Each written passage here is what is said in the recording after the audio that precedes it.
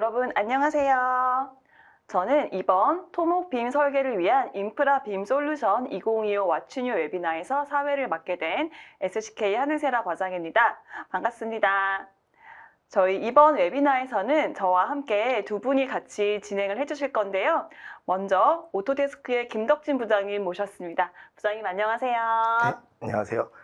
네, 안녕하세요. 저 오토데스크 TS팀에서 근무하고 있는 오토데스크 코리아 TS팀에서 근무하고 있는 김덕진이라고 합니다. 반갑습니다. 네, 반갑습니다.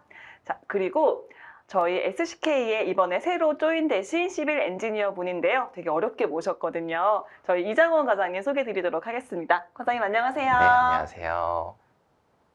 네, 안녕하세요. 저는 SCK 토목 담당 이장원 매니저라고 합니다. 만나서 반갑습니다. 네, 그럼 저희 이 토목 설계 웨비나 사실 저희가 레빗 What's New 2025 뭐 이런 시빌 3D What's New 2025 이렇게 제품으로 가는데 저희 이번에는 제품명으로 가지 않고 인프라 빔이라고 해서 저희 인프라에서 사용하고 있는 많은 제품들에 대한 업데이트를 좀 준비를 해봤어요. 그래서 오늘의 아젠다를 보신다면 먼저 시빌 3D 2025에서 어떤 게 업데이트가 되었는지 인프라웍스, 리캡프로, 나비스웍스 그리고 마지막으로 ACC에서 어떤 게 업데이트 되었는지까지 한번 준비를 해봤습니다. 자, 저희 시빌 3D 같은 경우에는 저희 SCK의 이장원 과장님께서 준비를 해주셨는데요. 과장님 어떤 부분이 업데이트가 됐을까요? 네, 우선 처음으로 서페이스 LOD 디스플레이 자동 기능이 추가적으로 업데이트 되었습니다. 저희가 CB3D로 이제 프로젝트를 실행하실 때 최초로 이제 작업하시는 것 중에 하나가 이제 현황 지표면을 생성하는 작업을 많이들 하실 텐데 이제 현황 지표면의 경우 이제 범위가 크다 보니까 이제 결국 이제 서페이스 객체의 경우 이제 컴퓨터 리소스를 많이 사용하면서 이제 삼각망을 확인할 때 이제 컴퓨터가 많이 느려지는 현상이 있었습니다. 그래서 그 점을 보완하기 위해서 이제 추가된 기능이라고 보시면 될 것 같고 이제 다음에 보시는 것처럼 이제 Reduced Level of Detail이라는 기능을 실행하시게 되면은 이제 그 삼각망의 형상은 변하지 않지만 줌의 위치에 따라서 삼각망을 구성하는 이제 선의 개수가 변경이 됩니다.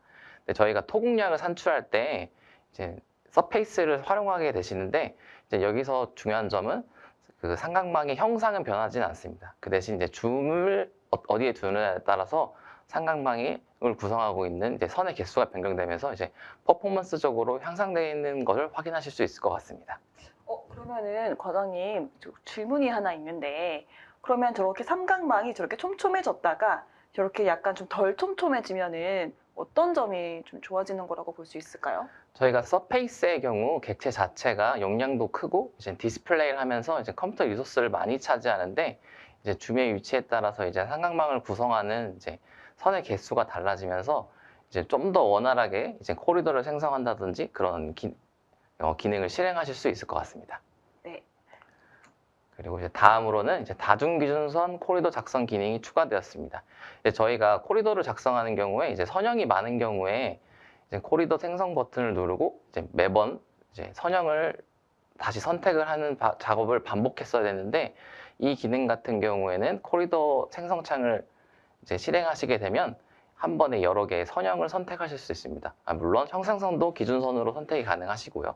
그래서 우선 여러 개의 형상선, 선형을 선택하신 후에 이제 코리도를 생성하실 수 있는데 이 기능 같은 경우에 한 가지 좀 단점이라고 할 수 있는 부분은 이 기능을 활용해서 코리도를 생성하시는 경우에 이제 코리도가 하나의 이제 코리도로 묶이게 됩니다. 근데 저희 단지 같은 경우에 이제 각 도로별로 코리도가 생성이 되는데 그 부분은 좀 추가적으로 업데이트 되어야 이제 좀 저희가 사용하기에 좀 더 편한 기능이라고 보실 수 있을 것 같습니다.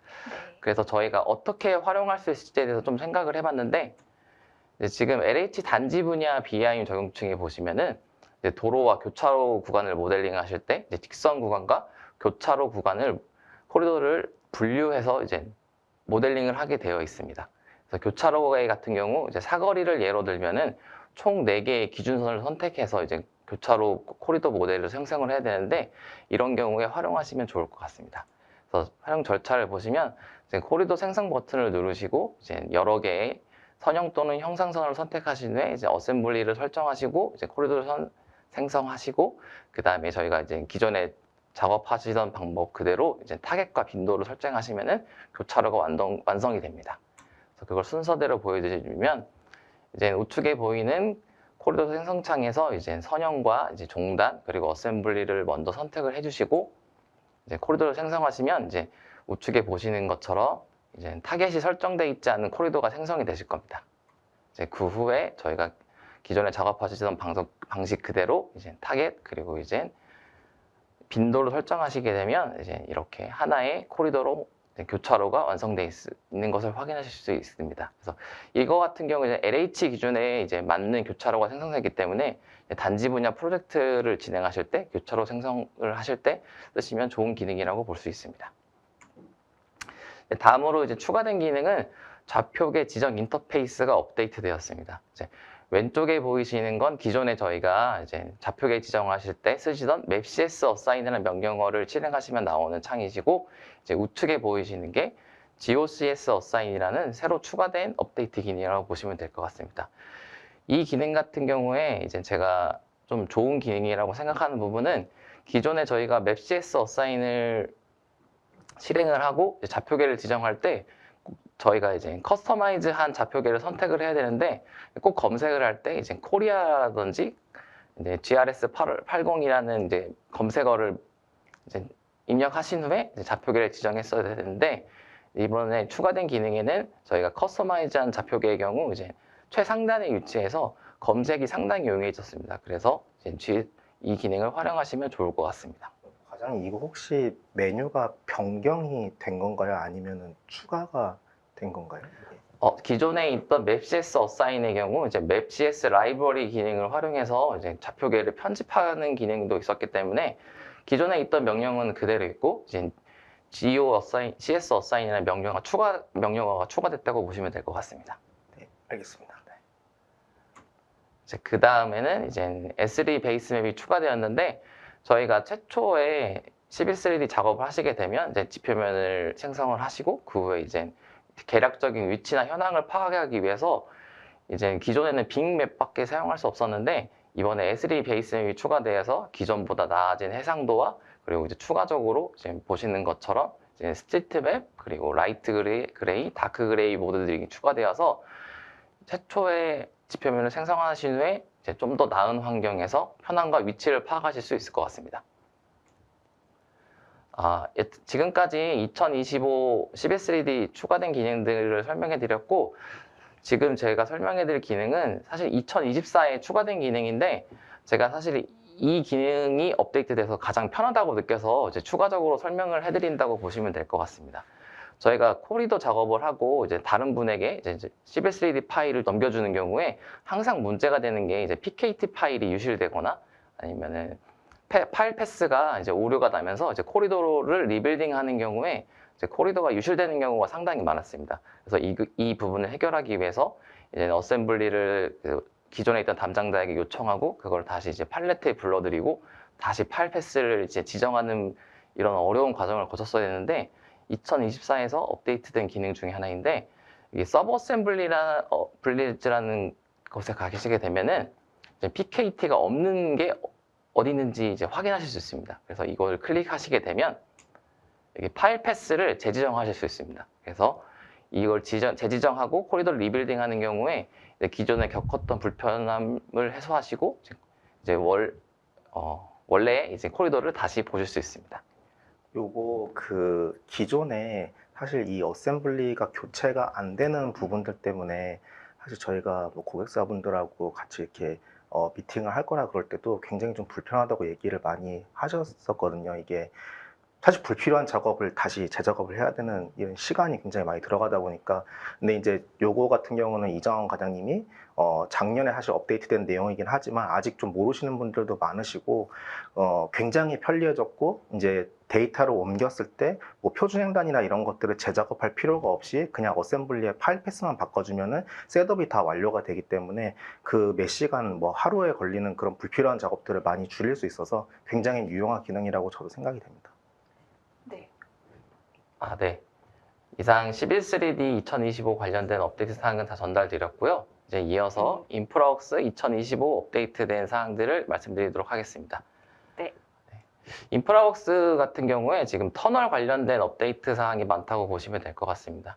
지금 보이시는 화면은 이제 갱문 라이브러리가 이제 몇몇씩 이제 원통 절개식이 추가되면서 기본 설계 단계에서 이제 인프라웍스에서 개략적으로 터널을 설계를 하시고 이제 갱문도 이제 추가를 해서 이제 현황과 이제 설계적인 모습을 개략적으로 확인하시기 편하셨습니다.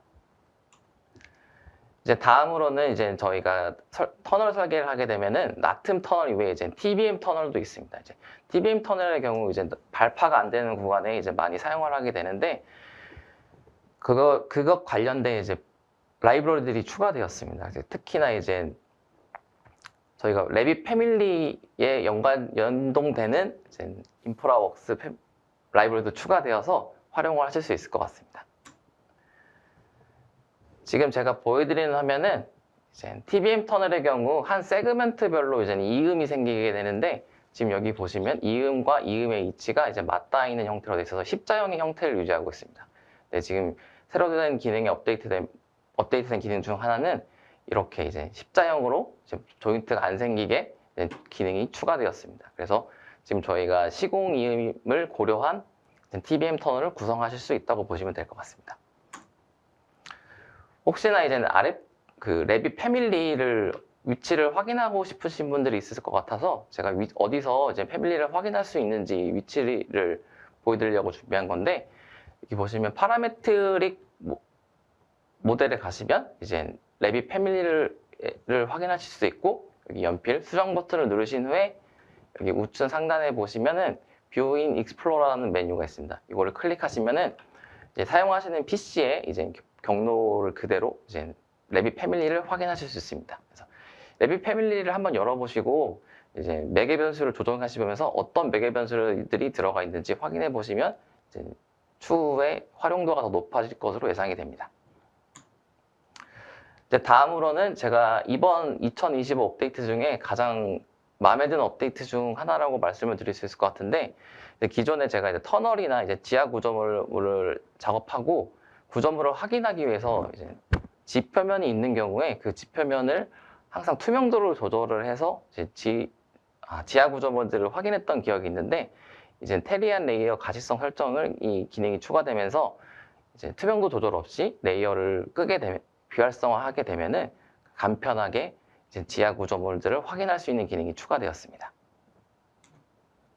자, 이상으로 2025 시빌 3D 인프라웍스 여춘유의 기능들은 제가 다 소개를 해드렸고 사실 제가 생각했을 때 2024에서 업데이트되었던 시빌 3D와 인프라웍스 기능들이 중요하다고 보여지거든요. 시빌 3D 같은 경우는 코리더 트랜지션이라든지 그리고 아까 소개해드렸던 서브 어셈블리지 기능들이 사실 현업에서 가장 필요했던 기능들이라고 보여지거든요. 그리고 인프라웍스 같은 경우는 단면 뷰가 생성되고 그런 기능들이 좋았는데 그래서 제가 봤을 때는 2025 워춘유도 중요하지만 2024 워춘유를 꼭 다시 한번 봐주셨으면 해서 2024 워춘유 링크를 제가 올려드렸습니다. 2024 버전 같은 경우에는 저희 이경미 이사님과 저희 전재유 과장님이 진행을 해주셨었는데요. 이때에 아무래도 업데이트가 중요하게 많이 됐다라고 하셨는데 저희 고객사분들께서는 사실 저희 제품이 매년 나오지만 매년 업데이트를 해가지고 쓰시지는 않으시잖아요. 네, 그래서 2024년도 만약에 쓰시고 계시다면 25년도는 어떤 게 업데이트가 되었는지 아니면 이 전 버전을 쓰고 계시다면 업데이트된 게 어떤 게 있어서 내가 필요한 거를 좀 쓰실 수 있는지 분석해 보는 것도 굉장히 좋을 것 같습니다. 네. 그러면은 저희 다음에는 리캡 프로에 대한 업데이트를 준비를 해봤는데요. 저희 리캡 프로부터는 저희 오토데스크의 김덕진 부장님께서 준비를 해주셨습니다. 부장님 어떤 부분이 업데이트가 되었을까요? 네, 업데이트된 부분 설명드리겠습니다. 일단 리캡 프로 같은 경우는 올해 이제 그 오피셜하게 이제 기능이 이제 업데이트 됐다라고 하는 내용은 사실 요 이제 4가지 내용인데 지금 이미지를 보시게 되면은 사실 이게 그 리캡 프로 저희 그 어플리케이션 프로그램에 대한 그 UI는 아니고 보시면은 저희 ACC에 그 ACC 안에서 기능들이 좀 업데이트가 됐거든요. ACC에다가 이제 뭐 스캔 데이터나 드론 데이터나 이런 것들을 갖다가 이제 포인트 클라우드로 올리셔서 활용을 하실 수가 있기 때문에 거기에서 좀 업데이트된 기능이라고 보시면 될 것 같고요. 일단은 뭐 팔로우 포커스 프리미엄 스캔에 대해서 이제 거기에서 그 나온 데이터를 받아서 컬러리제이션을 할 수 있는 기능, 그리고 이제 뭐 납춘석 같은 ADA 램프라든가 드라이브 A에 대한 그 피처를 지금 왼쪽에 그 이미지 보시면은 이렇게 포인트들을 갖다가 유저가 이제 직접 이렇게 찍으시면은 요거를 갖다가 하나의 피처로 해가지고 이렇게 그 저장해서 템플릿으로 쓸 수 있는 그런 기능들이 있고, 그다음에 이렇게 그 어떤 피처를 저장을 했을 때 그 피처에 대한 그 이 점들에 대해서 이제 CSV 파일로 내보내게 되면은 사실 요 CSV 파일에 그 XYZ에 대한 좌표가 다 그대로 구성이 돼 있기 때문에 이런 걸 이제 11thread라든가 이런 데 가져가셔서 이제 그 서피스로 구성을 해가지고 활용을 하실 수가 있습니다. 근데 이제 요 부분 같은 경우는 이제 뭐 그렇게 CSV로 가져가서 활용을 할 수 있다는 부분에 대해서는 굉장히 좀 개선이 됐는데, 만약에 지금 왼쪽에 보시는 요 타점들을 찍어가지고 요거를 CSV로 저장해서 이제 11thread로 가져가시게 되면은 사실 요 타점에 대한 상하점, 그 위치의 상하점에 대한 포인트만 사실 CSV로 나가는 부분이 있기 때문에 여기는 이제 조금 더 기능에 대한 개선이 좀 이루어지지 않을까, 그렇게 좀 개인적으로 생각을 하고 있습니다. 그리고 이제 오른쪽에 보시는 것처럼 이제 뭐 스캐닝 데이터나 이런 것들을 가져왔을 때 그룹으로 가져온 거대로 하이라이트 되거나 이제 스캔을 숨기거나 이런 것들에 대한 기능들이 조금 개선이 됐습니다. 사실 저 기능은 리캡 프로에는 있는 건데 지금 제가 사전에 말씀드린 대로 지금 현재 보시는 왓츠뉴는 이 스캐닝 데이터나 드론 데이터를 ACC에다가 업로드를 했을 때 이런 것들이 추가가 됐다라고 생각을 해주시면 될 것 같습니다. 네, 그리고 사실 지금 보여드리는 내용은 올해 왓츠뉴는 아닙니다. 올해 왓츠뉴는 아닌데 역시 이 내용이 업데이트가 된 거를 갖다가 모르시는 분들이 좀 많으신 것 같아서 소개를 좀 해드리려고 가져왔고, 기존에 그 저희 그 스캔 데이터, 그러니까 포인트 클라우드 데이터의 원본 데이터를 리캡 프로로 가져온 다음에 리캡 프로에서 RCP 파일로 저장을 하고 그 다음에 이제 지금 메뉴에 보시는 것처럼 퍼블리시를 하게 되면은 저희 이제 ACC 안에 폴더 내에 이렇게 지금 가운데 보시는 것처럼 파일들이 이제 퍼블리시가 되고 RCP라고 되어 있는 걸 클릭을 하시면은 이렇게 그 스캔 데이터를 직접 이제 그 ACC 내에서 뷰잉을 하고 뭐 매저를 하고 할 수 있는 기능들이 사실 추가가 된 지는 좀 됐죠. 좀 됐는데 기존에는 사실 이게 그 퍼블리시를 하다 보면 이게 그 스캐닝 데이터 같은 경우는 올라갔는데 드론에서 찍은 데이터 같은 경우는 이제 이걸 언스트럭처드 스캔이기 때문에 퍼블리시를 할 수 없다고 사실 떴었어요. 근데 이게 개선이 됐거든요. 이미 사실 개선이 된 상황입니다. 근데 이제 그런 부분들을 많이 저도 이제 고객사 미팅을 하다 보면은 아직 이게 업데이트된 걸 모르시는 분들이 많은 것 같아서 좀 이 자리를 통해서 이제 그 드론 데이터 가지고도 퍼블리시에서 ACC에서 볼 수 있다라는 점이 업데이트 됐다는 걸 좀 말씀을 드리고 싶고. 네, 그럼 부장님, 이게 업데이트가 이제 2025는 아니라고 하셨는데 네. 그럼 언제부터 업데이트가 된 상황인가요? 이거 제가 알기로는 22년도인가 23년도 버전에서 이미 업데이트는 됐었어요. 예. 근데 요거를 아직도 뭐 아까 말씀하셨다시피 항상 고객분들이 신버전의 왓츠뉴를 다 이렇게 활용하시는 건 아니다 보니까 이게 한번 처음에 안 됐다라고 나오니까 이제 계속 안 될 거라고 좀 알고 계신 분들이 많더라고요. 그래서 네. 좀 요거는 제가 좀 소개를 드리면 좋을 것 같아서 내용을 좀 올려봤습니다. 네.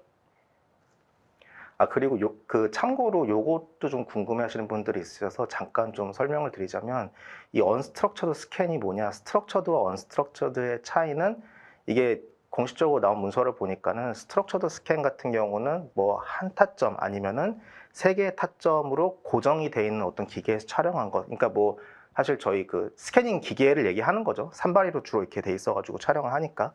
그렇게 촬영을 한 데이터를 스트럭처드, 그리고 드론 같은 경우는 계속 이렇게 쭉 지나가면서 촬영을 하다 보니까 얘는 이제 언스트럭처드 이렇게 구분을 하고 있습니다. 그러면 부장님, 저 질문 하나가 또 있는데, 그러면 이런 스캔 데이터 같은 경우에는 사실 지형만 뽑아서 좀 보시잖아요. 네. 그랬을 때 지금 이렇게 지형만 따로 필터링해서 보는 기능도 있을까요? 그 기능이 네.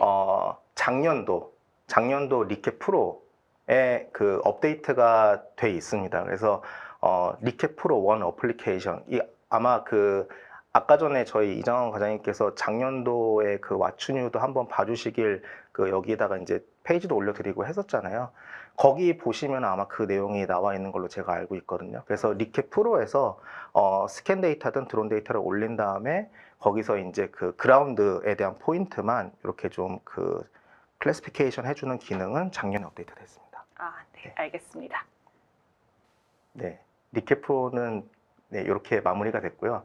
네, 나비스웍스 2025 업데이트 사항 말씀을 드리겠습니다. 네. 나비스웍스 같은 경우는 기존 대비 업데이트 사항이 좀 많이 생겼습니다. 그리고 주로 이제 나비스웍스를 이제 뭐 각 회사마다 활용하시는 방법이 되게 여러 가지가 있겠지만 데이터를 리뷰하는 차원에서 어떤 그 정보들을 갖다가 소팅해서 보고 이런 부분들에 대해서 업데이트가 굉장히 많이 됐거든요. 지금 보시는 거는 그 딱 보시면 아실 거예요. 홈 화면이 바뀌었죠. 그래서 원래 나비스웍스는 이제 원 파일, 원 어플리케이션. 물론 이거는 지금도 마찬가지입니다. 하나의 어플리케이션에서는 한 파일만 열 수 있긴 한데 일단은 아까 영상에서 보셨다시피 데이터를 껐을 때 리센트 파일 리스트를 볼 수 있어서 기존에 이제 작업했던 파일들을 거기서 클릭해서 쉽게 열 수 있게끔 그렇게 좀 개선이 됐습니다. 네, 그리고 사실 요 그 특성을 조회하는 기능들이 많이 업데이트가 됐어요. 제가 요거를 해보니까 확실히 기존 대비 굉장히 좀 많이 편해졌더라고요. 그래서 일단은 이렇게 표로 한번 정리를 해봤고 요 내용은 뒤에서 좀 천천히 다시 설명을 드리겠습니다. 네, 그리고 요 업데이트 사항은 네, 요 이미지는 제가 넣은 건 아닌데요. 제가 네. 넣었어요. 오토데스크 앱스토어 되게 좋은데 아직 모르시는 분들도 많고 네. 네, 아무래도 편리한 기능을 다운로드 받아서 쓰려면 앱스토어 검색 한번 해보시면 좋을 것 같아서 좀 포인트 좀 넣어봤습니다. 아, 네, 감사합니다. 네. 네, 일단은 이 그 프로퍼티에 대한 업데이트 사항들은 이 오토데스크 앱스토어에 기존에 있었던 프로퍼티 스패너 인핸스드라는 그 어플리케이션의 기능들이 괜찮아서 이렇게 본 기능으로 올린 거라고 보시면 될 것 같고요. 일단 첫 번째는 객체 정보 조회 부분이 좀 향상이 많이 됐습니다. 그래서 원래 기존에 그 모델 객체를 클릭을 하시게 되면은 저희가 그 객체의 그 하이라키를 보기 위해서는 요 그 왼쪽에 보시는 선택 트리, 선택 트리에서 요 트리를 보셔야지 얘가 이제 어떤 하이라키에서 내려온 객체인지를 보실 수가 있잖아요. 근데 지금 보시는 것처럼 객체를 클릭을 하시면은 오른쪽에 특성창 위쪽에 여기에 대한 하이라키가 이렇게 나와집니다. 그래서 요거 같은 경우는 요즘 뭐 이제 그 대부분 토목 같은 경우는 데이터를 만들어서 납품을 할 때 이제 그 발주처에서 제공하는 WBS 코드라든가 이런 것들을 다 준수해서 납품을 해야 되다 보니까 이게 클릭을 했을 때 그 하이라키가 맞는지를 확인할 수 있고 하나 더 말씀드리면은 그 하이라키 그 오른쪽에 특성창에 나와 있는 것 중에 검은색으로 되어 있는 게 있고 여기 그 하늘색으로 되어 있는 부분들은 클릭을 하시면은 그 그룹으로 묶여서 그룹으로 이렇게 선택이 됩니다. 그래서 그런 부분들을 좀 확인하시는 부분들이 많이 편리해졌다라고 생각이 됩니다. 그리고 이제 기존의 나비스웍스 같은 경우 다중으로 객체를 선택했을 때 특성창에서 이제 뭐 내용을 볼 수가 없었잖아요. 내용을 볼 수가 없었는데 이제 올해 같은 경우는 여러 개를 선택을 하시게 되면은 지금 여기 가운데 보시는 것처럼 뭐 몇 개 중에 몇 번째 이런 식으로 나와서 일단은 각자의 그 특성을 다 보실 수가 있고 이 삼각형 모양을 클릭을 하시게 되면은 그 다음번 객체로 이렇게 넘어가면서 다음번 객체의 특성도 특성창에서 다 확인을 하실 수가 있습니다. 그리고 이제 여기에 사실 요 무슨 버튼이라고 하셨죠? 요거 예전에 과장님? 세팅 버튼이요. 세팅 버튼, 네. 세팅 버튼. 요거를 누르시게 되면은 거기 이제 오토 줌 여부를 선택을 할 수가 있게 돼 있거든요. 그래서 그 오토 줌 여부를 선택을 하게 되면은 다음번 객체로 넘어갈 때 자동으로 줌이 되고 아마 아니시면은 그냥 이렇게 멀게 계속 보시게 되고 그런 옵션들을 선택을 하실 수가 있습니다. 네, 그리고 요거는 이제 뭐 사실 취향에 따른 거일 것 같은데요. 보시면은 이제 싱글 탭 보기, 다중 탭 보기에 대한 옵션을 선택을 하실 수가 있어요. 이게 지금 이 객체 같은 경우는 다중택 보기가 기본 옵션인데 클릭을 했을 때 이제 8개 탭으로 이렇게 돼 있죠. 근데 이제 그걸 싱글 탭 보기로 바꾸게 되면은 보시는 것처럼 각 탭이 이렇게 카테고리가 되면서 그 밑에 쭈루룩 정보들이 나와지고 여기서 이제 드래그해서 위아래로 올려가면서 보실 수가 있게끔 돼 있습니다. 그리고 이제 이 그 특성 창에서 이 카테고리라든가 이 컬럼에 대해서 클릭을 하게 되면은 이제 정렬을 하실 수도 있게 돼 있습니다. 그리고 사실 이제 여기서부터가 좀 더 좋은 기능이 아닐까라고 개인적으로 생각을 하는 부분인데, 사실 나비스웍스 작업을 해보신 분들은 이 나비스웍스에서 뭐 예를 들어서 뭐 4D 시뮬레이션이라든가 아니면 간섭 체크라든가 QTO라든가 이런 이제 메인 기능들을 활용하시기 위해서 가장 기본적으로 해야 될 사항들이 이제 객체 그룹, 서치 세트를 만드는 과정이죠. 그래서 그 부분이 사실은 나비스웍스 작업에 거의 뭐 7할, 8할 이상이라고 얘기를 할 정도로 굉장히 좀 그 수작업도 많이 들어가고 그런 부분들인데, 지금 설명을 드리면은 이 특성 창에서 만약에 내가 예를 들어서 이 정보 기준으로 좀 그 서치 세트를 만들고 싶다라고 했을 때 이 특성 창에서 이 정보에 대해서 클릭을 한 다음에 우클릭을 하시면은 이제 일치하는 항목 찾기라는 옵션이 나와요. 그래서 그거를 클릭을 하시면은 항목 찾기에 이렇게 보시는 것처럼 그 항목을 가지고 소팅을 하기 위한 조건이 여기 이렇게 셋업이 됩니다. 그래서 항목 찾기에 쉽게 이렇게 추가를 올릴 수가 있고, 보시면은 저희가 뭐 하나의 조건만 가지고 서치 세트를 만드는 경우도 있지만 이제 여러 개의 조건을 같이 이제 좀 혼합을 해서 서치 세트를 만들어야 될 때도 역시 마찬가지로 첫 번째 조건을 먼저 올리신 다음에 다시 두 번째 올리시고 싶은 조건에 대한 이 정보를 클릭해서 우클릭하고 이쪽으로 항목 찾기로 들어오시면은 지금 보시는 것처럼 뭐 여러 개의 조건들도 같이 넣어서 활용을 하실 수가 있습니다. 이렇게 항목 찾기에 추가를 하신 다음에 서치 세트를 이렇게 만들어서 활용을 하실 수가 있는 거죠. 사실 이 세트를 만드는 것 자체가 정말 아까 말씀 주셨다시피 7할, 8할을 차지할 정도로 정말 시간이 많이 걸리는 작업인데, 저 같은 경우에도 이거 특성 사실 다 하나하나 찾아가지고 요거 항목 찾기 클릭하고 거기에다가 이제 저희 조건 4개 있잖아요. 뭐 어느 항목에 어느 특성에 뭐 조건은 뭐고 이름은 이거다. 이런 식으로 다 세팅해가지고 찾고 그 다음에 세트 만들고 요 과정이 너무너무 오래 걸려서 정말 이걸 한 번에 하는 방법이 없을까 좀 고민을 많이 했었었는데, 그런 부분을 좀 시원하게 해결해주는 업데이트인 것 같아요. 그래서 이거는 진짜 나비스웍스 활용은 사실 정말 많이 하시잖아요. 그쵸. 대부분 저는 사실 설계하는 회사들은 나비스웍스는 기본으로 활용을 하신다라고 생각을 하는데, 이거는 정말 너무 편리한 업데이트여가지고 많이 전파가 됐으면 좋겠습니다. 그러면 좋은 말씀 감사드리고 다음 거 보여드리겠습니다. 또 추가로 객체 정보에 대한 그룹핑이 좀 향상된 부분인데, 사실 이제 이 객체 안에 굉장히 많은 정보들이 들어가 있잖아요. 근데 사실 우리가 이 데이터를 뭐 만드시는 분들도 그렇고 이 데이터를 받아서 데이터를 검토하시는 분들도 그렇고 사실은 이 모든 정보를 다 보진 않죠. 사실 우리가 필요로 하는 정보들은 사실 이제 어느 정도 정해져 있다라고 봐야 되는데, 그런 부분들을 갖다가 즐겨찾기로 따로 빼가지고 관리를 할 수가 있습니다.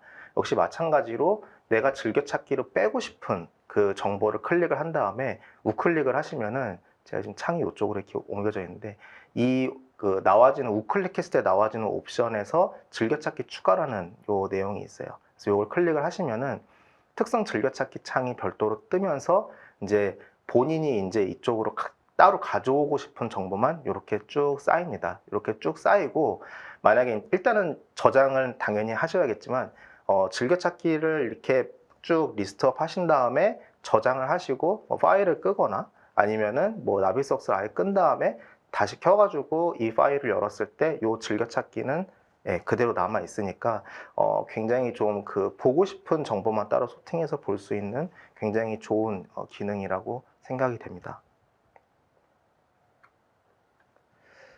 그리고 그렇게 이제 따로 즐겨찾기로 이렇게 모여져 있는 항목들 가지고도 뭐 일치하는 항목에 대해서 항목 찾기로 추가로 올린다거나 아니면은 서치 세트로 만든다거나 사실은 여기 보시면은 이거를 제가 설명을 안 드린 것 같은데 다시 전장으로 지금 한 칸 넘어온 거고요. 아까 전에 제가 그 그룹핑을 할 때 그 원하는 정보에서 정보를 클릭하고 우클릭해서 일치하는 항목 찾기를 하면은 얘가 항목 찾기로 들어오고 거기서 이제 그거에 대해서 그룹핑을 하게 되면은 서치 세트가 들어온다고 말씀을 드렸는데 사실은 여기 보시면은 이제 검색 세트 작성이라는 내용이 여기 있거든요. 사실은 그렇게 클릭을 하고 검색 세트 작성을 하게 되면은 그 부분에 대해서 서치 세트가 작성이 되는 뭐 한 단계를 건너뛴다고 봐야겠죠. 그런 식으로 활용을 하실 수 있기 때문에 요거는 아마 좀 눌러 보시면은 금방 감이 오실 거예요. 제가 뭐 내용은 되게 장표는 끊어가지고 많이 설명을 드리지만 사실 이게 전체적으로 크게 보면은 큰 틀에서 하나의 흐름으로 이렇게 가고 있다고 보시면 되거든요. 그래서 요거는 직접 몇 번만 이렇게 클릭해 보시면은 아 좋아졌구나라는 부분은 확실히 느끼실 수 있을 것 같습니다. 네. 네, 여기는 설명을 드렸고, 네. 그리고 이제 그 큰 틀에서의 그 객체 정보의 그 그룹핑하고 조회하는 것들에 대한 그 기능 향상은 설명을 드렸고, 추가로 그 원 데이터, 뭐 시빌3든지 레빗이든지 여기다가 이제 그 정보에다가 추가 정보를 이제 입력할 때 이제 하이퍼링크 이런 것들을 넣어가지고 이제 저장을 하시는 부분들도 있죠. 근데 그렇게 저장을 했을 때 이 데이터를 나비소스에서 열게 되면 특성창에서 사실 기존에도 이 하이퍼링크에 대한 그 조회는 가능했습니다. 그러니까 특성창에서 이 하이퍼링크를 볼 수 있었던 거죠. 근데 이제 그 하이퍼링크를 클릭을 했을 때 이게 이제 직접적으로 웹페이지가 다이렉트 열린다거나 이런 것들은 사실 지원이 안 됐었더라고요. 저도 이번에 확인을 해보니까 전 버전하고 두 개를 이렇게 확인을 해보니까 안 됐었는데 요번에는 이제 이번에 2025 버전 업데이트된 사항은 이렇게 원데이터에다가 하이퍼링크를 정보를 넣어서 저장을 하고 나비스웍에서 데이터를 열었을 때 당연히 이제 그 하이퍼링크를 볼 수 있고 클릭을 하면은 네, 웹페이지로 다이렉트로 넘어가는 게 개선이 됐습니다. 네, 그리고 네, IFC 파일 지원 개선에 대해서 네, 영상 보시면서 같이 한번 잠깐 설명을 드릴게요. 일단은 IFC 4.3 버전 지원을 하도록 이번에 업데이트가 됐고요. 그다음에 그 그러니까 기존이라 하면 2024 버전 대비 IFC 파일에 대한 로딩 시간이 한 50% 정도 감소됐다고 나와 있고 지금 대용량 파일에 대한 가시성 개선은 사실 요 지금 샘플에서 보시는 것처럼 아까 24 버전 보셨을 때 객체가 좀 많이 좀 러프하게 보였다고 할까요? 근데 이제 거기 대비 좀 더 좀 디테일하게 보이고 있는 부분들 개선이 되었다고 합니다. 근데 뭐 아시겠지만 이런 부분들은 특히나 이제 로딩 시간의 50% 감소 이런 것들은 사실은 표준화 하기는 좀 힘든 부분인 것 같아요. 솔직하게 말씀드리면. 그래서 이제 그런 부분들은 만약에 IFC 파일을 좀 많이 다룬다거나 이런 회사에서 이런 것들을 좀 로딩을 해보시거나 테스트를 뭐 하셔야 되는 상황에 있으신 회사들이 많으실 거잖아요. 그러면 그런 부분들에 대해서 또 이제 뭔가 피드백이나 이런 부분들을 주시면은 저희가 또 그런 부분들을 가지고 추가적으로 업데이트 부분을 좀 대응할 수 있도록 그렇게 좀 노력을 하겠습니다. 네, 그리고 이 부분은 그 단면 처리 옵션이 추가된 건데 요거는 아마 영상이 대충 제가 알기로 요게 한 그 1분 정도 되는 걸로 알고는 있는데 이 영상을 보시면 아마 바로 감이 오실 겁니다. 그래서 기존의 나비소스 또 이제 특히나 이제 데이터를 받아서 검토하시는 입장에서는 단면을 끊어가지고 보는 게 사실 굉장히 많이 쓰시는 기능이죠. 예. 그래서 저도 예전에 현업에 있을 때 그런 기능들을 굉장히 많이 썼었거든요. 주로 이제 단면 끊어서 보는 거나 아니면 뷰포인트 만들어서 저희가 필요한 뷰를 기록하는 거 이런 것들을 많이 했었는데 지금 보시면 기존의 이제 단면 처리 옵션에 그리드 기반의 단면 처리가 가능해졌습니다. 아, 그러니까 이제 저희가 마우스로 조금씩 내려가지고 여기는 천장, 여기는 바닥 이렇게 보는 게 아니라 이제 그리드가 있으면은 그리드별로 딱 끊어가지고 바닥면이면 바닥면, 천장면이면 천장면. 예를 들어서 뭐 단면 뷰에서 있는 그리드라면 뭐 단면 뷰에 다른 그리드마다 딱 이렇게 끊어서 보일 수 있다라는 말씀이시죠? 네네네. 사실 저는 성격이 굉장히 급해서 이렇게 단면을 끊어서 볼 때 스크롤을 확 내려가지고 모델이 더 이상 보이지 않을 때까지 내릴 때도 있어요. 그래서 모델이 어디 갔지라고 찾아보면 위에서 조금씩 끌어올리면 있거든요. 그래서 이제 저처럼 이렇게 뭔가 세세한 조절이 어려운 분들께는 굉장히 좋은 옵션이 추가된 거지 않을까 싶습니다. 네. 네. 그리고 이게 원래 기존 단면 처리 기능 중에 이제 뭐 이렇게 드래그해서 끊는 기능도 있지만 저희가 이제 그 면 단위라든가 선 단위로 이렇게 끊어서 볼 수 있는 기능들은 사실 기존에도 제공은 하고는 있었는데 사실 그리드 기반으로 그 레빗, 특히 이제 레빗 데이터 같은 경우는 그리드 기반으로 모델을 만들었을 때 그 정확한 그 그리드 기반으로 끊어가지고 단면을 봐야 되고 나중에 이런 것들이 그 그리드에 끊어진 설계 도면이랑 비교가 되는 부분도 있기 때문에 말씀하신 것처럼 네, 정확하게 좀 비교를 할 수 있는 그런 점에서 좀 이번에 업데이트 사항은 좀 많이 편히 그러니까 유저한테 좀 많이 편하게끔 이렇게 좀 업데이트가 됐다라고 말씀드릴 수 있을 것 같습니다. 네. 네, 그리고 모델 좌표 확인 부분인데 이것도 아마 작년도 왓츠뉴 웨비나를 보시면은 사실은 이 그 싱글 포인트 매저에 대한 기능은 작년에 업데이트가 된 사항입니다. 사실 요거 기존에 나비석스에서 이제 좌표를 이렇게 딱 찍어가지고 되게 쉽게 볼 수가 있는데 기존에는 좌표를 확인할 수 있는 기능이 없다 보니까 대부분 이제 저 좌표를 확인하기 위해서 저 매저의 이제 길이를 갖다가 측정하는 기능을 저 그 특성 그 창을 띄우신 다음에 측정 도구 창을 띄우신 다음에 길이를 찍어가지고 포인트를 이렇게 딱 첫 번째 포인트 찍었을 때 나오는 그 XYZ 그걸로 이렇게 사실 많이들 확인을 했었거든요. 근데 이제 아예 그냥 그 점에 대한 싱글 포인트 매저는 사실 작년에 추가됐고요. 작년에 업데이트가 된 내용이고 올해 업데이트 사항은 지금 보시면은 요 측정 도구 안에 싱글 포인트 매저에 대한 요 아이콘들이 추가로 생긴 거, 여기 가운데 이미지 이렇게 보시면은 이렇게 돼 있고, 제가 이제 메모장 붙여넣기 가능이라고 적어놨는데 개인적으로 조금 아쉬운 점이죠. 사실은 저 싱글 포인트 매저를 딱 한 다음에 얘가 저희가 그 매저 기능을 쓰게 되면은 매저를 한 거를 바로 관측점으로 이렇게 만들 수가 있잖아요. 그래서 여기서부터 여기까지가 측정했을 때 얼마다 이런 것들이 그 뷰포인트에 바로 기록이 되는 게 사실 이 매저와 뷰포인트 간에 굉장히 좀 그 매끄러운 기능 연계였었는데 아직 저 싱글 포인트 매저는 그 뷰포인트로 저장은 안 되더라고요. 안 되기 때문에 일단은 클릭해서 싱글 포인트에 대한 그 좌표를 확인하시고 이제 여기 보시는 복사하기를 가지고 이렇게 메모장이나 이런 데 붙여넣기. 사실 요걸 한 다음에 요런 데 쓰시죠. 왜냐면 이제 그 나비소스에서 저희가 그 만들어진 모델만 보는 게 아니라 사실은 이제 뭐 그 장비라든지 이런 것들을 가져와 가지고 추가로 올려서 이제 어떤 그 시공 검토에 대한 부분들, 그 시퀀스를 보는 부분들에 대한 검토가 많이 이루어지는데 물론 이제 장비를 가지고 오실 때 이게 이제 원래 좌표를 맞춰가지고 저장을 한 상태에서 올린 경우는 사실 그 위치로 딱 올라오기는 하죠. 주로 이제 3D CAD나 이런 데에서 만든 이런 장비 같은 경우는 CAD 자체에서 아예 그 위치를 딱 배치를 그 도면에 맞게 해주면 사실 그 위치로 딱 올라오기 때문에. 근데 뭐 많이들 아시겠지만 그렇지 않은 것들도 많아요. 재원 자체의 그러니까 장비 자체의 재원은 맞으나 실질적으로 그 가져왔을 때 위치가 맞지 않기 때문에 그 좌표에 맞춰서 올릴 경우는 뭐 그냥 저의 경험을 들어 말씀드리자면은 요렇게 싱글 포인트 매저를 한 다음에 거기에 좌표를 메모장에다가 넣고 얘를 이제 드래그해서 카피 앤 페이스트로 가져온 다음에 거기에 대한 좌표를 이제 XY를 먹여가지고 이렇게 올리는 식으로 할 때 뭐 활용을 하시면 좀 그나마 좀 잘 활용할 수 있는 부분이 되지 않을까 개인적으로 생각을 합니다.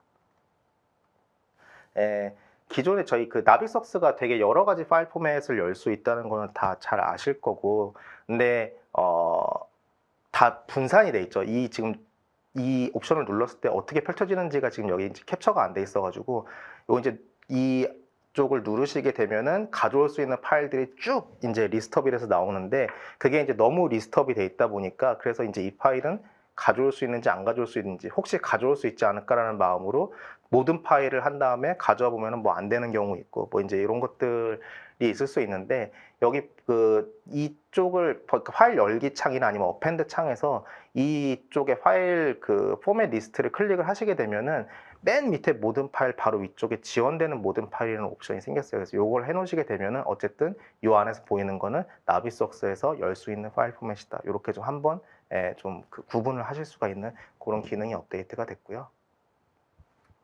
그다음에 줌 방향 반전에 대한 업데이트가 그 나비소스 기본 옵션에 옵션 편집기상에 탐색 쪽 들어가시면은 체크. 사실 이거 반전해서 쓰시는 분이 거의 없기는 한데 어쨌든 이 옵션이 생겼습니다. 네. 그래서 반전이 된다라고 하면은 네. 뭐 마우스 스크롤을 아래로 내리면 확대가 되는 건가요? 그런 거죠. 그런 기능이 가끔씩 있는 프로그램들이 있는데요. 네, 있어요. 예전에 네, 그 네. 오토데스크 뷰어에서도 오토데스크 맞아요. 뷰어 같은 네. 경우는 기본 옵션이 줌 방향이 거꾸로여가지고 네. 저도 되게 헷갈렸거든요. 이 옵션 들어가서 이제 반전을 무조건 해주고 그런 게 있었는데 네. 사실 나비소스 같은 경우는 기본적으로 저희가 많이 쓰는 줌의 방향을 하고 있기 때문에 네. 이거를 반전을 해서 쓰실 분은 많지는 않지 않을까. 그런데도 이런 기능이 있는 걸 보면은 이렇게 반대로 쓰시는 분들이 있긴 있나 봐요. 네. 없으면은 추가가 안 되지 않았을까요? 어떤 분들이 네. 그렇게 쓰시는지 한번 좀 궁금하네요. 댓글로 남겨주세요. 네, 그 다음에는 이제 ACC에 대한 업데이트인데요. 자, ACC라고 하는 거는 사실 모르는 분들도 있을 것 같아요. 그래서 잠시 간략하게 말씀을 드리자면 ACC는 오토데스크에서 지원해주고 있는 클라우드 플랫폼입니다. 사실 저 같은 경우에는 ACC 닥스에 관련해가지고 좀 준비를 해봤는데 저희가 AC 컬렉션이라는 제품을 이제 여러분들이 구매를 하시게 되면 그 안에서 그 오토데스크 닥스라는 클라우드 플랫폼을 무료로 사용을 하실 수가 있습니다. 이거는 모르시는 분들도 많아서 몰라서 안 쓰시는 분들도 있어요. 근데 사실 이거를 쓰다 보면은 유료로 추가해서 구매를 할 만큼 굉장히 좋거든요.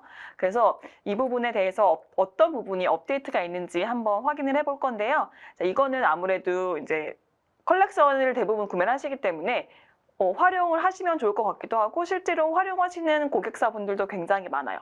자, 그래서 어떤 부분이 업데이트가 되었냐면 자, 먼저 프로젝트 어드민에서 활동 기록 확인이 가능해졌다라고 되어 있는데요. 이게 어떤 거냐면 저희가 클라우드 플랫폼에 이제 문서를 올리고 그 안에서 뭐 수정도 하고 거기 안에서 승인도 받고 뭐 이런 여러 가지 이제 문서에 대한 기록을 하게 되는데 활동을 하게 되는데 거기에 대한 트래킹 기록이 다 남는다라고 보시면 됩니다.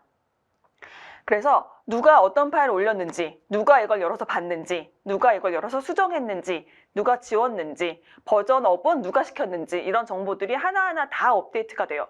그래서 관리자분들은 이런 파일에 대한 트래킹을 좀 할 수 있기 때문에 굉장히 좋은 기능이 생겼다라고 할 수가 있죠. 사용자 입장에서는 안 좋을 수도 있어요. 나 실수했는데 숨길 수가 없어. 네, 그쵸. 근데 이제 이거 같은 경우에는 실제로 굉장히 많은 요청이 있었던 기능 중에 하나입니다. 아무래도 기록을 트래킹할 수 있어야지 여러분들의 파일 관리가 더 정확히 될 테니까요. 한 가지 아쉬운 점은 어드민 이 웹페이지에서만 여러분들이 확인을 하실 수가 있고요. 아직까지 엑셀로 얘를 뽑아서 여러분들이 관리하실 수 있는 기능은 없습니다. 아무래도 추후에 엑셀로 뽑을 수 있는 기능이 좀 더 추가되지 않을까 기대는 해보는데요. 아직까지는 이렇게 웹페이지에서만 확인이 가능하다라는 점 하나가 있고요. 자, 그리고 오토데스크 닥스에서는 저희가 DWG 파일도 많이 올리는데요. 저희가 DWG 파일 같은 경우에는 사실 호스트 파일이 있고 링크드 된 파일, 여러분들이 아는 용어로 설명해 드리자면 엑스레퍼런스 파일이죠.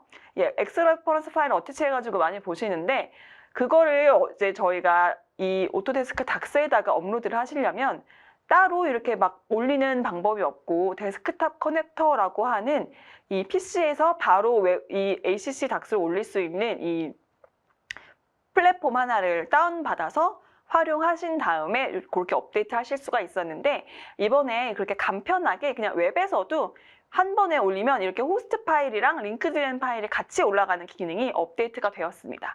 그래서 업데이트된 걸 보면 지금 얘는 호스트 파일이고 나머지 애들은 링크드 파일이다라는 것까지 확인하실 수가 있어요.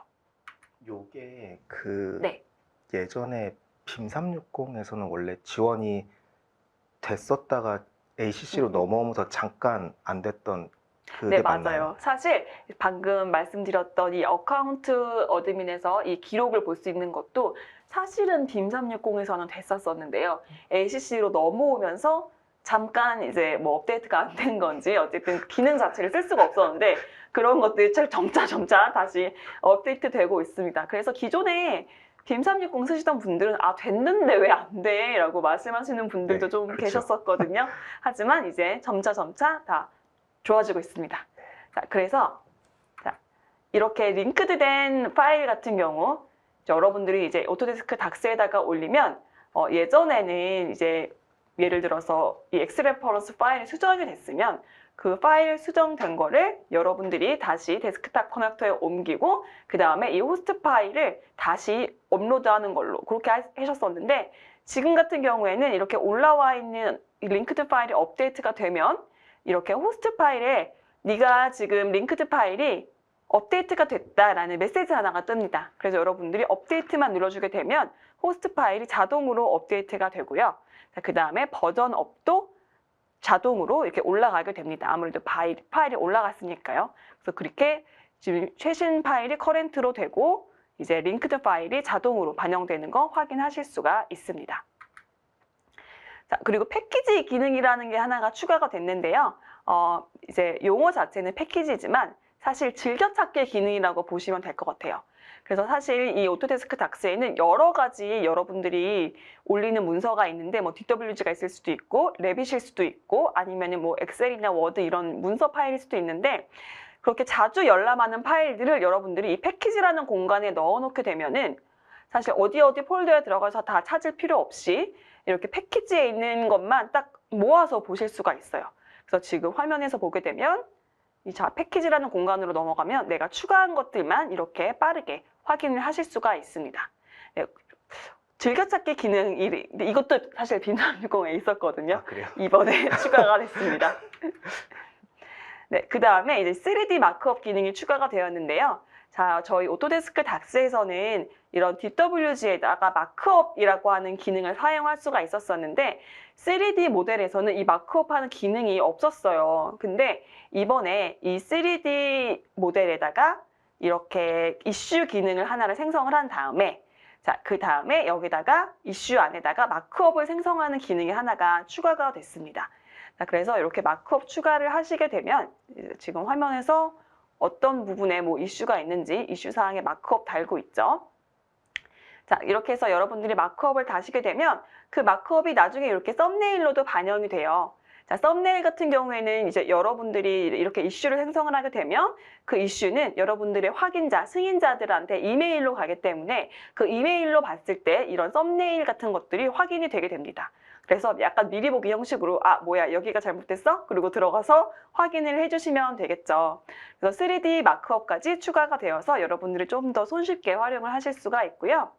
자, 그 다음에 이건 당연히 있어야 될 것 같은 기능인데 이번에 추가가 됐어요. 사실 저희가 ACC 닥스에서 이 이슈, 뭔가가 문제가 있을 때 저희가 이슈 기능을 활용을 하잖아요. 여기에 뭔가 이슈가 있습니다. 보고 승인해 주세요 라는 이슈를 올리게 되는데 한 번 올리면 이 뭐 상태를 바꾸는 건 제가 할 수 있을지 몰라도 이 이슈 자체를 삭제하는 기능은 없었어요. 그래가지고 약간 잘못 올리면 어떡하지? 약간 그런 의문도 가지게 되고 올릴 때마다 굉장히 신중해야 되고 그리고 뭔가 테스트로 올릴 때 되게 좀 불편했었거든요. 근데 지금은 여러분들이 막 테스트를 하셔도 델리트 하는 기능이 있기 때문에 이 델리트 기능을 사용해 주시면 되겠습니다. 이거 그러면 혹시 네. 실수로 지운 경우 네네. 살릴 수 있어요? 네, 실수로 지운 경우에도요, 리스토어 할 수 있습니다. 그래서 리스토어 하는 기능까지 같이 들어와서 여러분들이 실수로 지웠다고 하시더라도 다시 복구할 수 있으니까 너무 걱정하지 마시고요. 네, 어쨌든 자, 여러분들이 삭제 또는 리스토어 가능하다라는 거 하나 알려드리고 자, 그 다음에는 저희 오토데스크 닥스 같은 경우에는 모바일에서 활용하실 수 있잖아요. 저희 핸드폰이나 태블릿 같은 경우에서도 활용을 하실 수가 있는데요. 원래는 지금 화면이 제가 말하느라 좀 넘어갔는데 이런 숫자 같은 이미지가 사실 잘 안 보였어요. 그러니까 잘 안 보였다는 게 아예 안 보이는 게 아니라 좀 깨져서 보이는 경우가 많았거든요. 이렇게 확대를 해보게 되면 지금 약간 깨져 보이죠. 근데 현재 업데이트된 사항으로는 이거는 베타기는 한데요. 이렇게 좀 벡터 이미지로 들어오면서 엄청 잘 보이게 됐습니다. 그래서 이제 이렇게 모바일로 되는 퍼포먼스가 조금씩 더 업데이트가 되어가고 있다라고 생각해 주시면 될 것 같고요. 자, 그 다음에 얘도 이제 모바일에서 업데이트가 된 건데, 여러분들 이제 3D 뷰에서 보실 때, 이제 이렇게 이슈된 사항을 여러분들이 3D 뷰에서 이제 보실 수 있잖아요. 이게 이제 태블릿에서도 지원이 됩니다. 원래 태블릿에서는 볼 수가 없었거든요. 근데 아쉬운 점은 이슈 사항을 사실 만들 수는 없어요. 보는 것만 가능합니다. 그리고 이 모바일에서 보는 것 자체도 지금 기능 자체가 점점 좋아지고 있고, 한번 테스트를 해보시면 알겠지만 이 3D 뷰를 되게 큰 객체에서 볼 때 너무 딜레이 현상이 있고 좀 느려지는 현상이 있었었는데, 그런 부분들이 확실히 되게 좋아졌어요. 그래서 여러분들이 이런 퍼포먼스가 굉장히 좋아졌다라고 생각하시면 될 것 같습니다. 자, 그러면은 저희 ACC 업데이트는 지금 여기까지 제가 말씀을 드릴 거고요. 그러면은 저희 좀 Q&A 시간을 한번 좀 가져보도록 할게요. 활동 기록 삭제는 안 될까요? 네. 활동 기록 삭제는 안 됩니다. 네. 삭제가 되면 여러분들이 조작하실 거잖아요. 네. 다행히도 이슈 올린 거 델리트는 되지만 활동 기록은 네, 삭제가 안 되고요. 관리라고 하면 어떤 관리를 말씀하시는 걸까요? 저희가 아까도 말씀드렸다시피 엑셀로 추출하는 건 안 돼요. 여러분들이 어떤 거에서 이제 볼 수 있는지 그 기록 자체를 여러분들이 트래킹하거나 아니면 필터 기능을 활용을 해가지고 보시는 것까지 가능합니다. 자, 이서연님께서 질문해 주셨고요. 네, 그리고 지금 조한나님께서 이거 같은 경우는 네. 코리도 생성 관련된 질문으로 보여지는데, 어쨌든 코리더를 만드는 과정 자체는 이제 선형이나 형상선을 활용해서 이제 베이스라인을 지정하고 이제 어셈블리를 추가해서 이제 코리더를 생성하는 거여서, 이제 2025에서 작업을 한 후에 이제 버전 다운이 돼도 코리도 상으로는 문제가 없을 것 같은데, 이제 단지 이제 문제가 될 수 있는 건 PKT가 좀 잘 준비가 돼야 될 것 같습니다. 이제 아까 말씀드렸다시피 이제 2024에 추가된 서버 어셈블리즈라는 기능을 활용해서 PKT가 있는지 확인을 하시고, 이제 PKT가 누락된 경우에는 이제 파이 패스를 재지정해 주시면은 이제 코리도 같은 경우 이제 문제 없이 리빌딩 될 것이라고 보여집니다.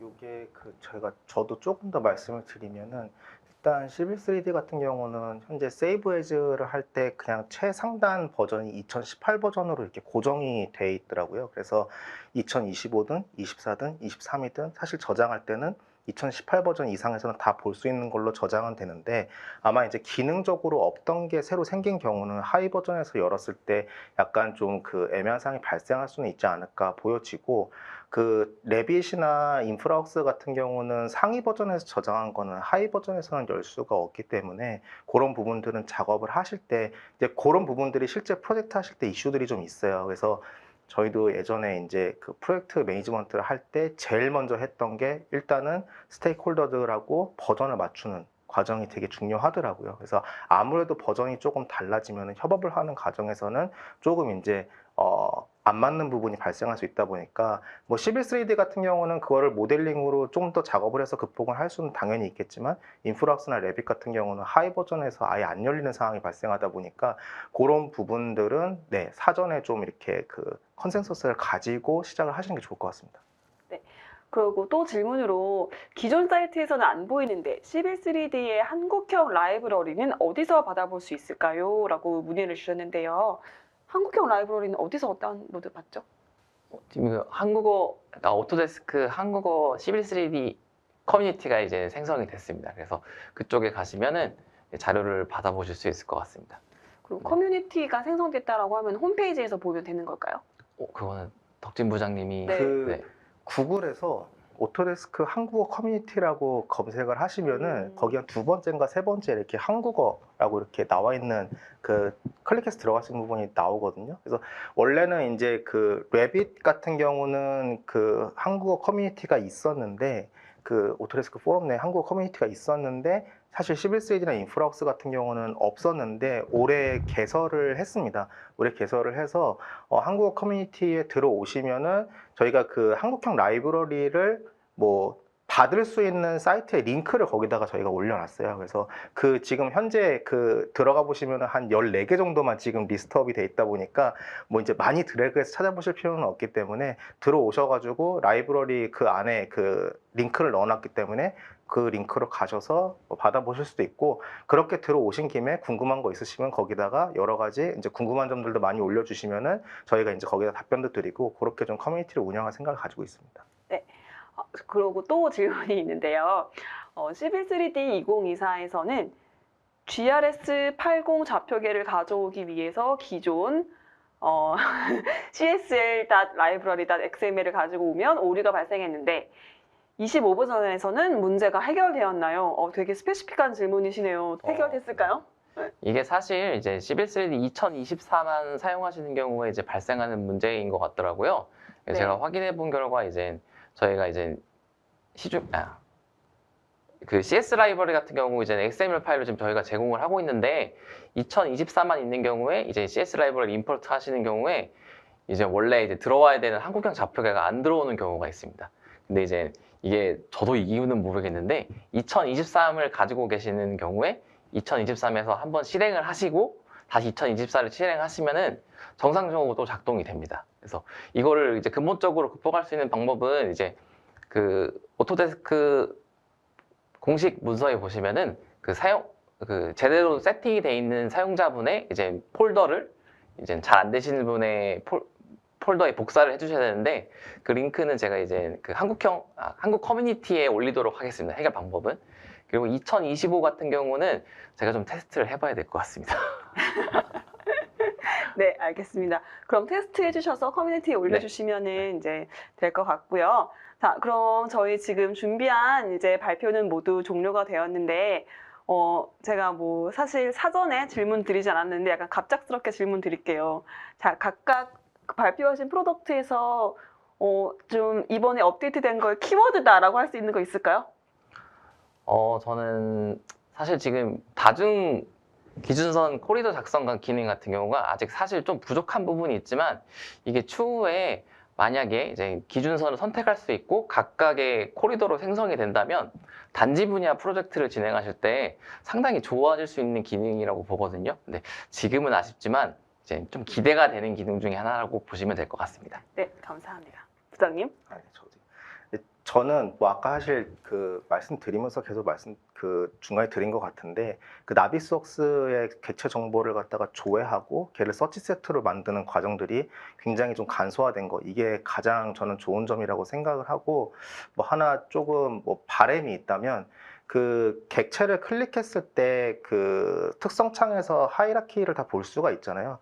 근데 그게 이제 잘못됐는지 안 됐는지를 검수할 수 있는 그런 애드온이라든가 이런 것들이 만약에 자동 애드온이 만들어지면은 어떤 나비소스에서 빔 데이터를 가지고 왔을 때 얘가 WBS 코드를 준용을 했는지 안 했는지 이런 것들을 좀 확인할 수 있는 굉장히 좀 좋은 그 어플리케이션이 될 수 있을 것 같아서 그런 게 좀 향후 나아지면 좋지 않을까, 좀 그런 생각도 좀 했었습니다. 네.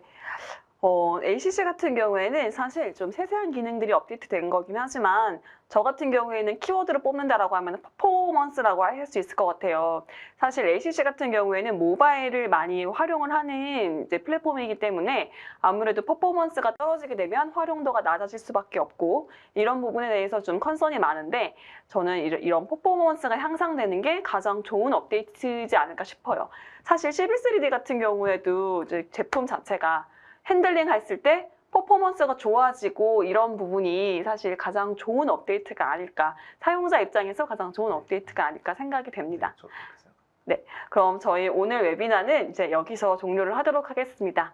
그럼 저는 이번 웨비나를 이제 진행을 한 SCK 하늘세라이고요. 오토데스크 코리아 TST 김덕진이고요. 네, SCK 이장원 매니저입니다. 네, 여러분들 수고하셨습니다. 감사합니다. 감사합니다.